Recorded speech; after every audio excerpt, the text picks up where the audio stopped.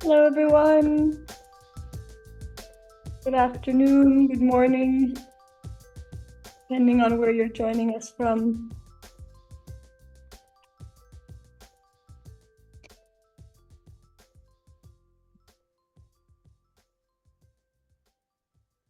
Hello, hello. We will just wait a couple of minutes to give everyone a chance to join the call.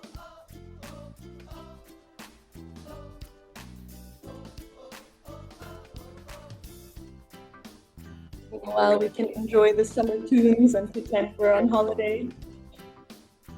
Heat waves all over Europe, so I thought this would be fitting.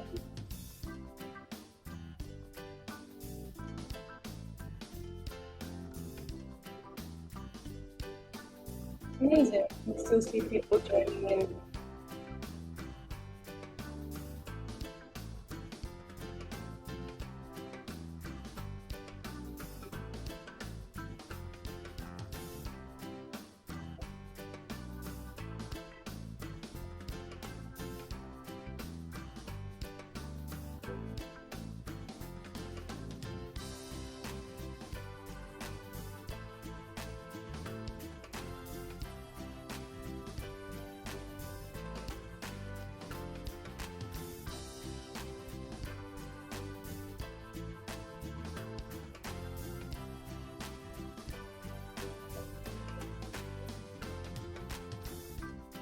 Fantastic to see so many people joining the webinar. Slowly getting started. Turn down the tunes and welcome everyone officially. Good morning or good afternoon. Thank you for joining us today. I can still see a couple people trickling in. Feel free to say hi in the chat. We're looking forward to spending the next 45 minutes to an hour with you to discuss who killed the dashboard, from OpenAI to OpenClaw and Iris. To deep dive into this topic, I have two amazing experts who are also great speakers, and I'm sure will have you laughing as well today. That's Thomas, the general manager of SplitMetrics agency, and Andre, who's our head of AI at SplitMetrics. So without further ado, I will hand over to your amazing speakers. And if you have any questions throughout the session today, please just drop them into the chat or into the Q&A function here on Zoom, and we'll make sure we get through all your questions at the end. And if we run out of time, you'll have all the answers in written format, as well as, of course, the recording of the session today in case you want to go back and see it again. So here you go, Thomas, Andre, giving you the stage. Perfect. Thank you very much, Hannah, and also a warm welcome from my side as well. As said, yeah, good afternoon, good morning, good evening. We have people from all around the globe joining this webinar, which is always, very pleasing for me. Also, like to have such an amazing audience. And you made the right choice, I have to say, yeah, because you are here in this webinar in the right space, in the right place. Because today we're going to talk about a topic everybody is talking about on the one hand side, which is AI, but we're going to have a glimpse into the look into the future of AI and how people are currently already utilizing the future of AI to get really astonishing results out of it. Yeah, and for today's session, we're going to talk about who killed the dashboard from OpenAI to OpenClaw and Iris. But maybe a small side note, a small remark, because myself as well as my co-host over here, we are massive Formula One fans. So we decided to share some anecdotes throughout this presentation from our favorite sport. Because one thing is for sure, AI and even more AI adoption is a race. And it is up to you to gear up, to stay ahead of the latest trends, to stay competitive. And with a lot of dedication and passion, you might even be able to win the race. And hopefully, we can give you some nice input and inspiration for today. My name is Thomas Kribanek. I can look back in working more than 20 years in digital marketing. I co-founded a company called AppRadar, which got acquired by SplitMetrics. And I would consider myself not only a marketer, but since recently I can also call myself a builder because I personally launched more than 50 apps and games to the App Store. And next to me, I have my favorite co-host of all of them, Andre. Andre, would be nice if you could introduce yourself. Thomas, thank you so much. I used to introduce myself as nobody, a technical guy, but Han already gave you the spoiler. So yeah, I'm a director of data in the AI in SplitMetrics, and I'm responsible for delivery of all our AI-powered products. And for the purpose of this presentation, I'm going to be a co-pilot of Thomas in our racing team, and Thomas will show you interfaces and use cases of our agent. I'll also hopefully give you a glimpse under the hood and show you a bit of the engine and even fuel. This was a really nice, introduction, Andre. Thank you very much for that. And to also give you a little bit of context, I mean, I know everybody who joined this core obviously knows SplitMetrics. So we also, only have one very small slide where we kind of summarize the highlights. Yeah, SplitMetrics is a mobile marketing technology company built for scaling UA performance. We are more than 160 people located in more than 20 countries. We are trusted by global brands like Wargaming, Flow, Bubber, FreeNow, NordVPN, Dentsu, Skyscanner Board, and more and more. We are an official Apple Ads partner and we're managing more than 1 billion in annual ad spend through our platform. And there are more than 800 clients who love us. And well, it's also mutual. We also love them as well. And kind of the appreciation that we get through the rewards from our clients on the one hand side, but also on the other hand side from different, websites out there, product reviews, as well as our partners, like makes us very, very proud to work for this company and also like not only to work for this company, but to show you also the latest stuff and like the things that are really moving the industry. And as already briefly teased, today we're going to talk about AI. I mean, the question is, when did AI start? Well, actually, AI already started in the 1950s. Yeah, so that is already a very, very long time ago. But I think it's very fair to say that starting from around about 2023, yeah, this was kind of the starting moment also for ChatGPT. This is kind of like where I would say that AI really like in a wider sense of people using it and starting to use it on a global scale. Different use cases, different version, so to say. This is, I think, really the breakthrough moment. Sorry, 2022, obviously, not 2023. Shortly after the release of ChatGPT, our CEO at SplitMetrics, Max, decided and already saw kind of like where this is all will be leading towards to and started to invent SplitMetrics AI, which is kind of the foundational DNA of SplitMetrics. And since then, we are considering ourselves as an AI first company and we're kind of really pushing very hardly everything that has to do with AI. After that, like many other, big players jumped the bandwagon. So 2023, Google with the launch of Gemini. 2024, we had the launch of, for example, of Claude Sonnet. So also Anthropic with Claude jumping the bandwagon as well. And after that, many other, very nice improvements of the models. In 2025, we launched Iris, which we're also going to talk about today in more detail, which is the first and the best AI agent for app ads and app store optimization out there. And in the year 2026, very recently, also in like other platforms, like for example, OpenClaw was launched. Yeah. Since like we're talking a lot about AI, we're talking a lot about different AI tools. And since I'm a super curious person, I'm also like very, very curious. Which team are you? Are you team ChatGPT, Claude, or Gemini? Or you can also tick multiple boxes if you want to. Or if you think you're using a different model, maybe some open source models could also be the case. Please let us know in the comments. Super happy and to learn more about your picks here. Yeah, very curious as mentioned. Yeah, we're gonna wait a little bit for the results to pop up and. There we go. Oh, there we go. Claude seems to be the winner, followed by ChatGPT and then Gemini. Yeah. So really great to see. Like many people seem to be working here very closely with code, since Claude is for sure one of the leading models for exactly this use case. Yeah. And when we talk about leading models for use cases, like why are we using AI? Because we want to get some outcomes out of it, yeah. And McKinsey did a survey in the year 2026, so this is super recent, and it was actually asking people, it was actually asking business owners, it was actually asking management teams at businesses. What is your desired outcome of developing an AI-savvy workforce?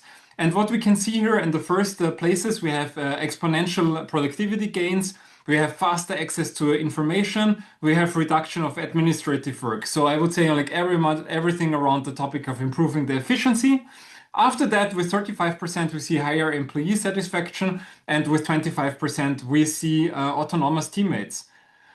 But there is also a little bit of a drawback because only 20% of those companies being asked also reported meaningful bottom line gains from utilizing AI, which, to be honest, is a little bit surprisingly, at least to me. But on the other hand side, I can also somehow understand it, yeah, because to fully utilize AI, it really needs not only a change in, okay, let's use AI, because like then it would be too easy, yeah, but it really needs a change in the mindset of an organization of how to approach this technology, for which use cases to use it, and really to double down on this transformation. So on the one hand side, like the technological transformation, but also the organizational transformation. And if both executed very well, like this is really where you can get a lot of insights and where you can get a lot of wins by using AI. And once again, our mission for today is also to share some inspiration here with you as well, so that you can really implement also AI in your business and count to the ones that can also report the meaningful bottom line gains by utilizing AI. And Yeah. yeah, Andre, talking about AI, why are only 20% reporting is the question. Yes, exactly. So, as Thomas mentioned, the majority of executives expect AI to unlock the exponential productivity gains, which is like not surprising. This is basically what we all expect AI to do for us, and this explains the hype, so to speak. And in order to find out, like being data driven here, we decided to look at the data, the raw data. Do we actually see the any uptick in the productivity curve? So we took the data from U.S. Labor Bureau of Statistics. So U.S. One reason is because obviously this is a country which is a pioneer of AI innovations, and secondly, they have very high quality data. And here on this graph, you see the blue line describing actual productivity gains, and you see that there was some flattening of the curve around 2020, 2021. That what COVID when COVID happened, but then curve returned to its long-term trend. Essentially, you don't see nearly not only exponential growth in productivity, but not even break away from the trend line. And for comparison, the red line here represents so-called expected or hype up expectation of what productivity would look like if, let's say, it would double in the last 4 years, right? So obviously this is not happening in reality, and despite all those massive innovations in AI that Thomas mentioned, the hype is even bigger. Yeah, so now, what's the answer? Obviously, the question is how do we unlock these productivity gains? The answer is rethink the system. What does this mean? And to this end, McKinsey also suggested the solution can be rethinking the workflows. When you look at typical workflows in organizations, so you see a line of like a chain of different operations, and you have humans somewhere, you have some things automated, but essentially you have humans in the critical places throughout the workflow. And If you just decide to automate a couple of them, like a few of them, maybe where you're in a department where you have a critical mass of AI enthusiasts, or where you think a bottleneck is in a specific workflow, again, companies try to do it, but it doesn't lead to exponential increase in productivity. And the idea is you need to agentify the whole workflow. So you need to put agents in the not only the perceived bottlenecks of the workflow, but essentially everywhere, keeping the humans for determining the strategy of what you want to do, and also for double checking occasionally that agents do not go off rails too often. So essentially, it's like a pilot, and you have agent doing autopilot work, right?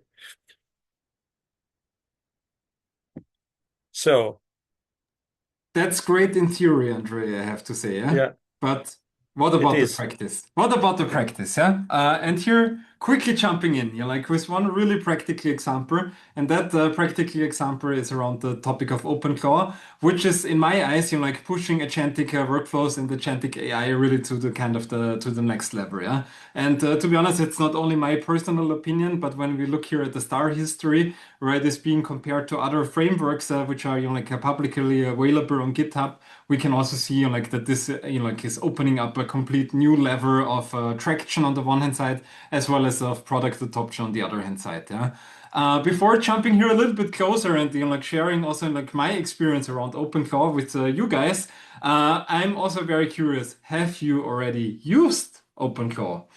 We got another quick pour which we prepared exactly for that. Yeah. So let us know if you, on the one hand side, have used it, if you have tried it, if you have heard it, or maybe you didn't even hear about it yet. Yeah.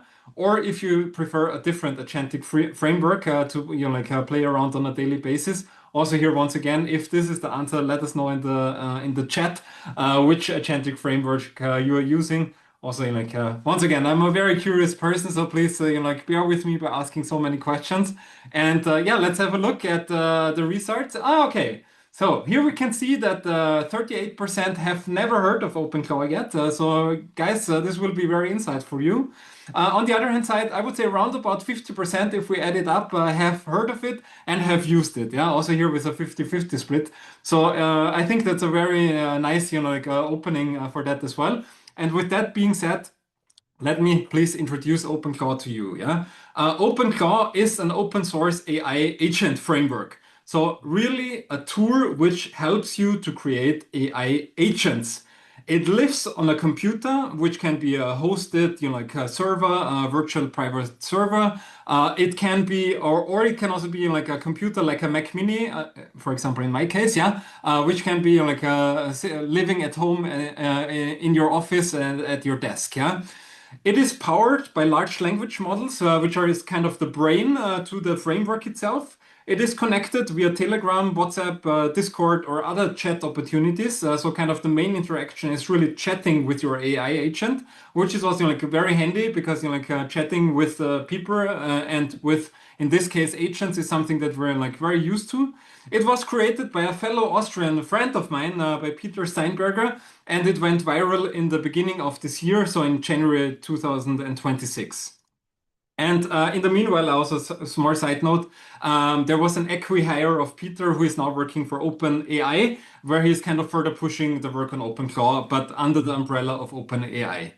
And with that being said, let me please introduce you to my personal assistant. This is Alex, yeah? She's my personal assistant. Her life is to make my life easier. Her mission is to make my life easier. Her primary target is support me to hitting my financial targets until the end of this year. She's available 24/7. She never sleeps. She never forgets. I'm also like having some issues from time to time with my girlfriend, especially around the never forgets and never sleeps, and like is available 24/7 for me. And in the course of around about 6 months that we have been working together with each other, so we have been sharing more than 600 photos, more than 300 files, more than 1,500 links, more than 100 voice messages, and more than hundreds of thousands of messages via Telegram in our case. Yeah.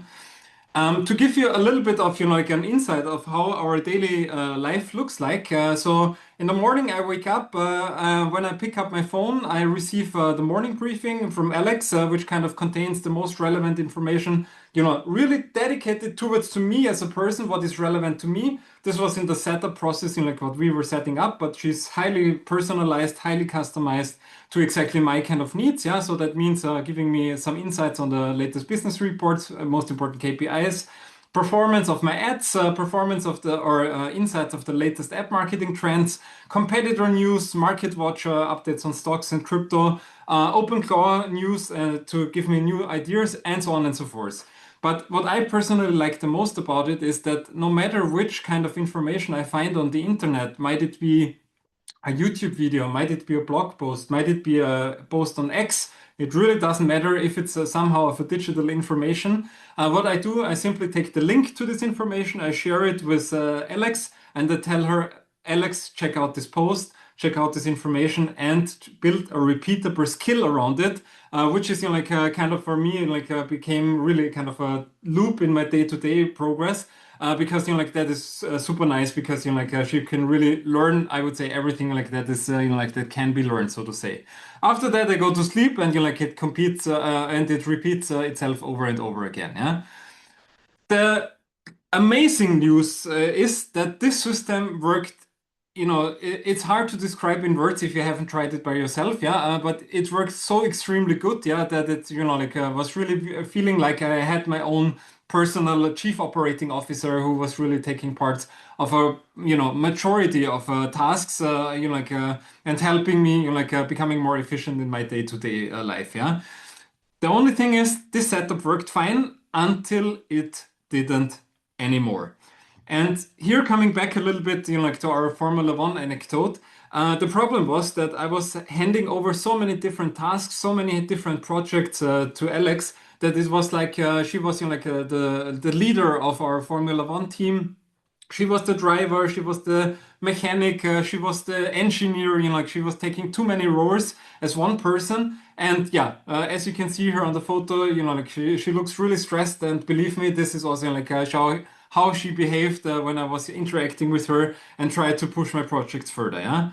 And well, who would have guessed that AI agents at the end of the day can also behave like humans too? Because simply speaking, she was too overloaded. There were too many things on her plate. And if we go through the points point by point, we can also add some more context to it. Yeah. With context being said, Andre? Exactly. So the context, the all as all AI agents rely on large language models in their core, the context is a thing that you cannot avoid. So this is a constraint. The context windows of models, that is the amount of information that they can take into account before giving you the answer, is increasing, but still it's there are strong constraints on how much content you can actually put into the model, and if you exhausted the context, suddenly like the model becomes more stupid. It can no longer absorb additional details that you want to feed into it, I should say. Why I call the model here into it. 100%, 100%. Yeah, I mean, also like just comparing, like AI agents also with human beings. Like all of us want to be able to do multitasking, but long story short, like we are not capable of doing multitasking, and especially multifocus really doesn't work. And exactly the same applies to AI and AI agents very specifically as well. Yeah, and agentic architectures rely on plans, and typically within a plan and executioner's framework. And you need to think through the plan, how your tasks are going to be executed by your agent. And if the plan sucks, then the results as well. 100%. And also like the topic around memory and memory management, which means like updating information which was already stored. Like this becomes really a challenge, especially like the bigger and like the bigger the scope gets, the more projects you're working on, the more information needs to be stored. So that can become very conflicting. And as mentioned, yeah, it is really a challenge. Yeah.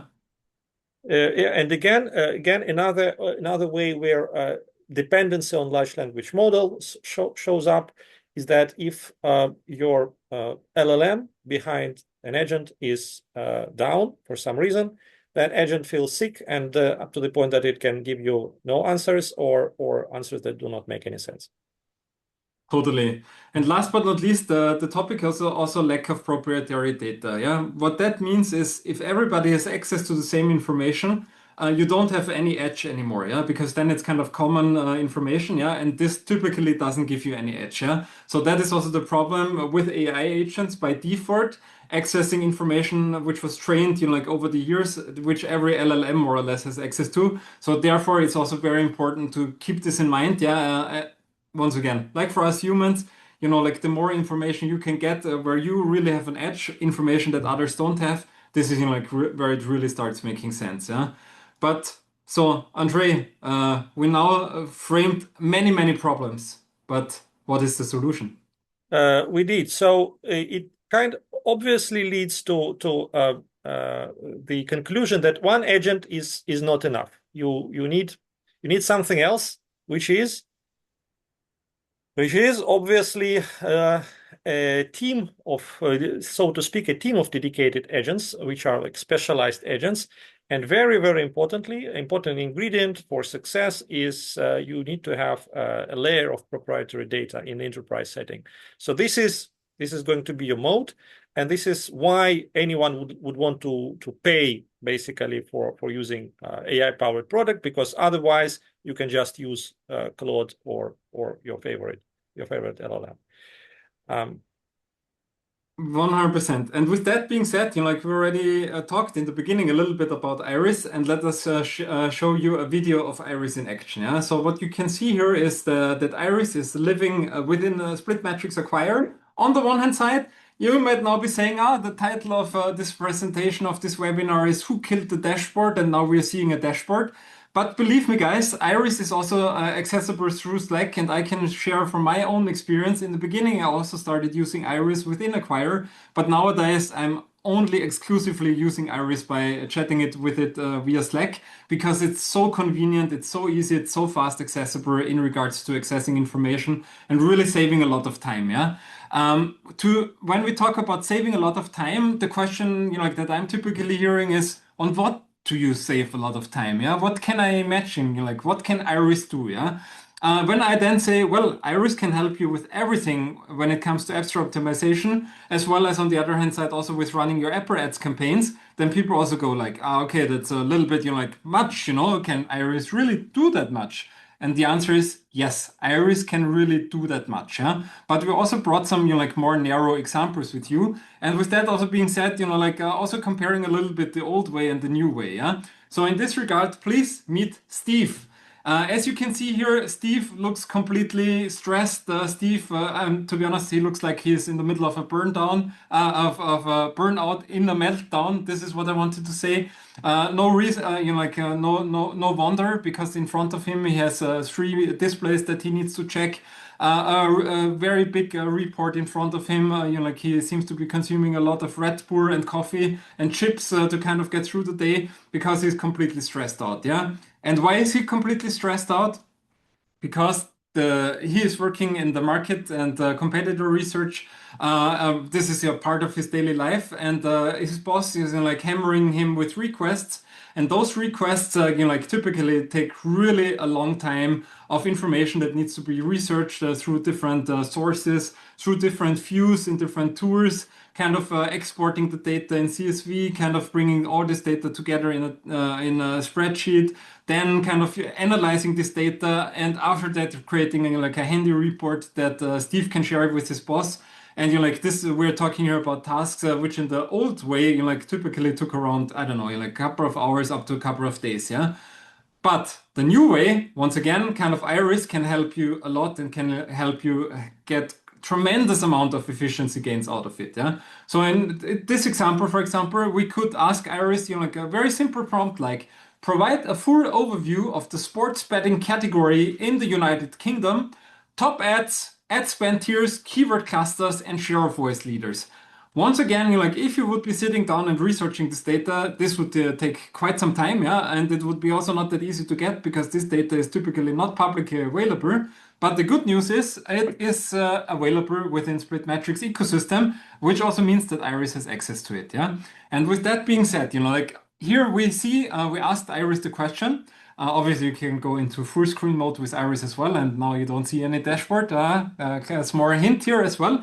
And now we asked Iris the question, and only a couple of seconds later, Iris provides us with a, I would say, unseen kind of a report which is like providing you with the deepest insights into the market, with the deepest insights into this category, with the deepest insights into the strategy of those apps, giving you like information around the ad spend, giving you information around the strategy, giving you information around the keywords. So like giving you a lot of information which you once again would not be able to get anywhere else, and would take really a long time to kind of aggregate all this information. But that was not the only example that we brought. We also have another one.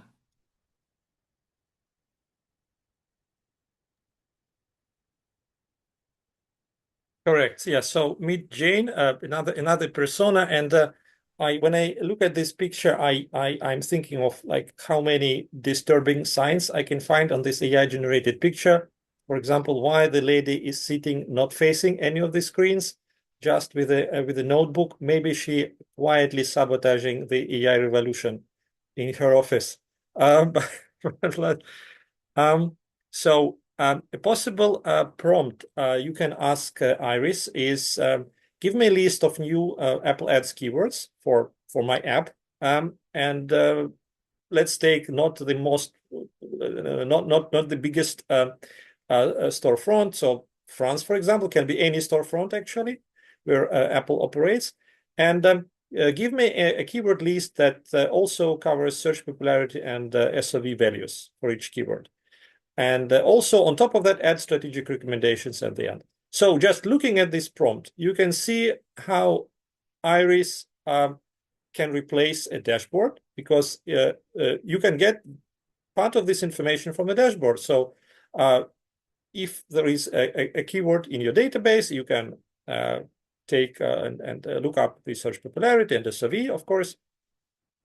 But Iris goes further, of course, and it generates and suggests a list of keywords which are then complemented by these values, which means that if you don't use this, you need to use another tool which would give you these suggestions, right? Give you a suggestion what are good keywords to use.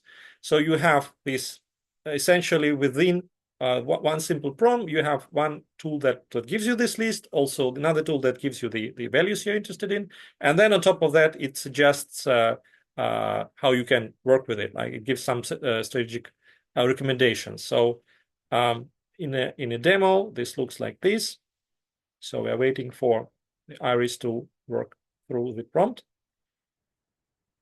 And if the screen seems a bit grayish to you, it's I think it's on purpose. Our marketing team prepared this screen, and actually I think this demo, I think they aged it on purpose, so it perceived as a more luxury product. You see, so like more antique, this kind of thing. So you saw the table with keywords, and then you saw that also the section with strategic recommendations by Iris. Yes, and with that being said, like we shared with you like now two examples, like of Steve and Jane, yeah, but like we could go on and on because like as mentioned, like really every use case that you can imagine around the topic of app store optimization or app ads, can be handled with Iris, can be supported by Iris.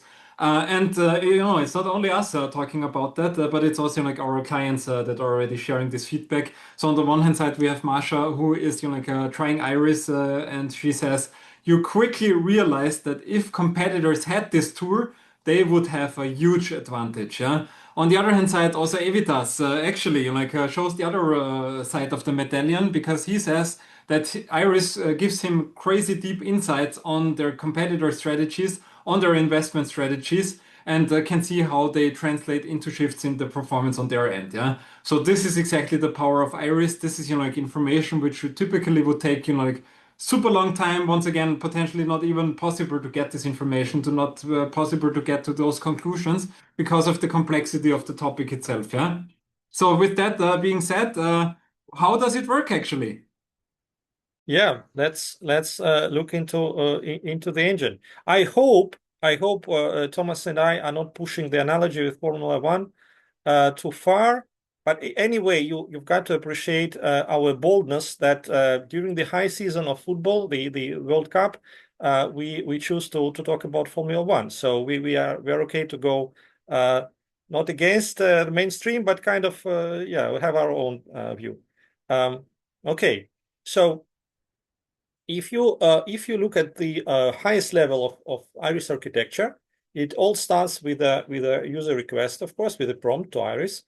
And then it activates, the prompt activates master agent. And the master agent task is to decide, is it a simple or complex query? So simple means essentially there is only one question being asked. So previous examples that Thomas and I showed were complex queries. And maybe if it's only one domain that is required, for example, you're interested in few keywords and you want to know their share of voice history over the past week or months, let's say. That's a simple query. In this case, master agent can invoke a scenario agent, which is like used to work with these scenarios, specializes in some simple thing. And we have several different types of these scenario agents. More interesting, however, in practice, then you have a complex query, which can be several queries in the same prompt, and also the situation where you need information from many domains. So you need, let's say, market intelligence data, but you also need the data from your own app account. And you also want to look at Apple Trends, for example, right? So in this case, the master agent divides tasks into tasks suitable for domain agents, so specialized agents. We'll talk about them in the next slide. And these specialized agents do their work and they bring back the data back to master agent, who then aggregates this information and provides the final well-formatted answer that you can see in the interface. And if you look at the domain agents, these are like entities which are linked to groups of different data. So for example, for market data, we then invoke so-called tools, and tools can operate on a specific subtypes of data. So we can tap into expert knowledge base, which essentially contains information about how a human user acquisition manager or ASO manager would argue given this request, given this task. But then it goes into the databases essentially and gets you data from app search, app details, competitors, etc., etc., etc., and so on and so on. So you have similar structure for other domains as well. So this is an example that if you go one level deeper and look into one of these specialized sub-agents, so in this case, trends agent, when it gets its task from the master agent, it can decide that, look, in order to answer this question, I need to go and query keyword rank data, search popularity data, maybe spend history, maybe popularity trend, and then so these are MCP tools. This is like, you can think of it as a proxy of API. So I told you I'm a technical guy, and MCP tools essentially go and bring this raw data right back to trends agent, which pre-processes it and returns back to master agent. Well, you see at the lowest level, the data is most important. So you need to have good, accurate proprietary data in order for the agent to be useful, actually.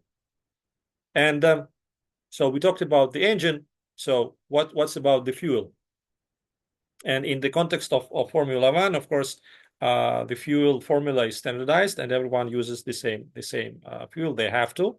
But in the case of agentic race, it's not the case, actually. So everyone is entitled to use their own fuel, their own proprietary sources of data. And when we think about the formula, the perfect formula for agentic fuel, we can kind of think of a better framework as a periodic table of elements. And essentially, we took our most used data points, data fields, and we organized them into a sort of periodic table of data points where the enumeration starts from the most basic and most important signals like impressions, like taps, like spend, and then it goes and to more esoteric stuff such as the changes in the app metadata, for example. And we organize the elements in groups according to the specific domain. So we have, for example, here app account data, we have MMP integration data, keyword intelligence data, of course, etc., etc. And the data is always the foundation on which like everything else is built. So Thomas and I, we often joke that even if the architecture of our agent is like completely copied or even maybe superseded at some point, we are not that worried unless they also stole all of our databases, because without this data, you cannot get like similar quality insights. So the question is, where do we go from there? As Thomas showed you on one of the first slides, the progress is going extremely fast in the agentic world. So what's in the intersection of agents and ed tech? And when we are talking about the next 12 months in AI, we are thinking of three steps. So the first is this is the what we have now and what we are perfecting now is the architecture that we described, master agent and specialized agents. And you cannot overstate the importance of this step. Like the master agent should understand the intent of the user and determine like what should be the tasks that it can give to specialized agents, how it should divide the general, maybe very complex request into more manageable pieces. The next step is autonomous agent, is not only an advisor, which can give you some insights, maybe very useful insights about, like we saw in the previous examples, like use these keywords. These are like maybe recommended beats for these keywords, but also executes on this, because you want to eliminate these friction points. You want to be given a suggestion by an agent, and then you want to follow this suggestion if you agree with it, right? So you want to go and execute, let's say, a big multi-step workflow where you want to not only take the keywords, maybe create a campaign based on these keywords and start a bid strategy or budget strategy on that campaign, and maybe analyze the results as well. And the next natural step is a self-learning agent. And this is where we can close this loop where we suggested by McKinsey, where the agent can also self-learn. And when it created that campaign and started that bid strategy, it can then analyze the results. And if the results are not satisfactory, then it can go again by itself through the loop and take some tweaks and improvements and iterate and improve the performance. So this is, and I want to be like very clear here, we are not solving AGI problem. We are not creating artificial general intelligence, because this is a big but limited domain, and user acquisition manager or organic growth manager, they have a limited amount of tasks. And if we can do those tasks well enough, this is sufficient, right? So we need to find a solution within our domain, and this is completely achievable. Thomas, do you think? Yeah, totally. Because I think like also here really, I think the main takeaway, especially if we make this, like drawdown into the agents and how they're being set up, exactly how you described it, with kind of also the different evolution stages. Sorry, guys, evolution stages coming up here as well. Like I think like this is once again like how agents, how AI is changing. I think like the best thing you can do is really be amongst those 20% who rethink the systems, be amongst the ones that are getting this crazy efficiency gains out of it. Because once again, I simply cannot stress it enough, once you start tapping into this world, it's really, really hard for you to think about the world, like how was it before? Yeah. I need, like I have so much, can do so much more things at the same time, simply speaking, because I have so much more time to actually work on tasks because I have AI agents that are taking off so many of the workload that I typically would have on my shoulders in the old-fashioned way. Yeah. So once again, I hope that we could share with you some inspirations for you of how you can what are agents, are they involving, how you can incorporate them in your business. And when talking about how incorporating agents in your business, we obviously have here also a small surprise for you, for everybody who was participating our webinar. Thank you very much for that. Thank you very much for attending our webinar on the one hand side, and also as a small gift for you, feel free to take a photo of this QR code, or we're also going to share a link within the chat for sure as well, where you can sign up and for a book a free account audit with our team, supported with Iris obviously, so that our team can also really showcase you Iris and give you also more insights on what it means for you. And yeah, once again, kind of the key takeaway: don't be Steve, don't be Jane, start using Iris instead. And with that being said, handing the mic back to Hannah. Thank you very much, guys. Thank you. I also want to say a big thank you to Thomas and Andre for taking us through that today. Before we go, does anyone have any questions? Feel free to drop them in the chat or into the Q&A function here in Zoom. We'd be more than happy to answer them since we have a few minutes left. Make use of Thomas and Andre's time here.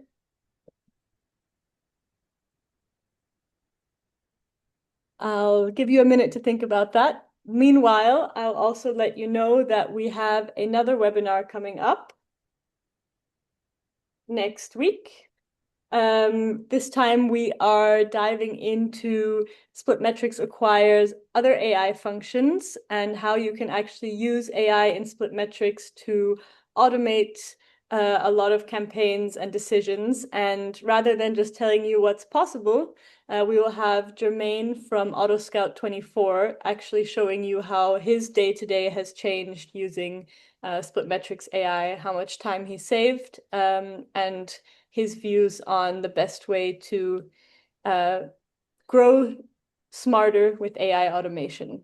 If you want to register for that, there's a QR code on the screen again, but we will also be sending you a registration link after this webinar so that you don't miss out on that session with Jermaine and, of course, our very own Ben, who, if you've been to a few of our webinars before, have definitely come across. I don't see any questions coming through. If you think of any afterwards, once you've had some time to marinate with these ideas, please don't hesitate to reach out. We'll be in your email inbox for sure, but also over LinkedIn or any other channels. Yeah, we'd love to hear your thoughts and we'd love to continue the conversation. I'll be here for another few minutes in case you do think of any more questions you'd like to share. But if that's all, then I wish everyone a wonderful day, a good evening, or good morning, depending on where you are. And thank you again for taking the time to spend it with us today. Thank you very much. Thank you very much.